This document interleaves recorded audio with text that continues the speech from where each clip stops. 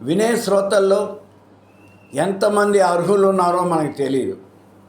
కేవలం అనర్హుల్నే ఎందుకు లెక్క పెట్టాలి మనం? కూర్చున్న వాళ్ళల్లో, వినేవాళ్ళల్లో అర్హులు చాలామంది ఉంటారు. చాలామంది అక్కర్లేదు, అందులో ఒక్కడు అర్హత కలిగినటువంటి వాడు ఉన్నా చాలు.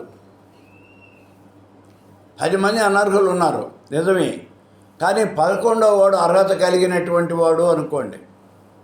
11వ వాడు అర్హత కలిగినటువంటి వాడు చాలు. వాడు ఒక్కడు దేశాన్ని ఉద్ధరిస్తాడు.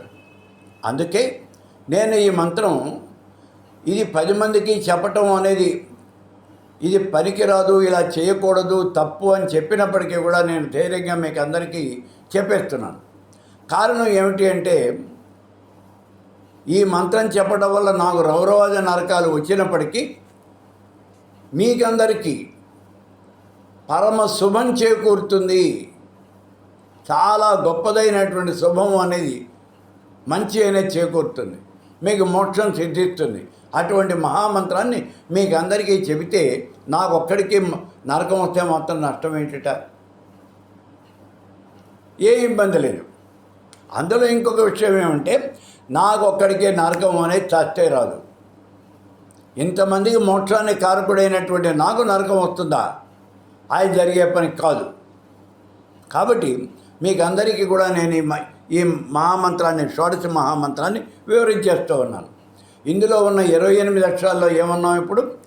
శ్రీం హ్రీం క్లీం ఐం సౌ ఓం హ్రీం శ్రీం, ఇవి 5 శక్తి ప్రణవాలు. ముందు కయేల హ్రీం హసకాల హ్రీం సకల హ్రీం 15 అక్షరాలు, 8ని 15 23 అక్షరాలు. తర్వాత శక్తి ప్రణవాలు తిరిగేసి చెప్పండి. సౌహ్రీం క్లీం హ్రీం శ్రీం, ఇవి 5 అక్షరాలు. 23 5 28, మొత్తం 28 అక్షరాలతోనూ ఈ షోడశి మహామంత్రము ఇది అలరారుతూ ఉన్నది. దీన్నే మనం మహాషోడశి అని అంటాం. మహాషోడశి శ్రీ విద్యలో ఉన్నతోన్నతమైనటువంటిది, ఉత్తమోత్తమైనటువంటి మంత్రం ఏదయ్యా అంటే మహాషోడశి మంత్రము. ఇది ఆత్మవిద్య, మహావిద్య, శ్రీ విద్య, కామసేవిత, శ్రీ షోడశాక్షరీ విద్య. ఇది 16 అక్షరములు కలిగినటువంటి మంత్రము అన్నాం. ఇప్పుడు మనకి ఇందులో 28 అక్షరాలు ఉన్నాయి కదా, ఇది షోడశాక్షరి ఎలా అవుతుంది అనేది ఇక్కడ ఒక చిన్న ప్రశ్న.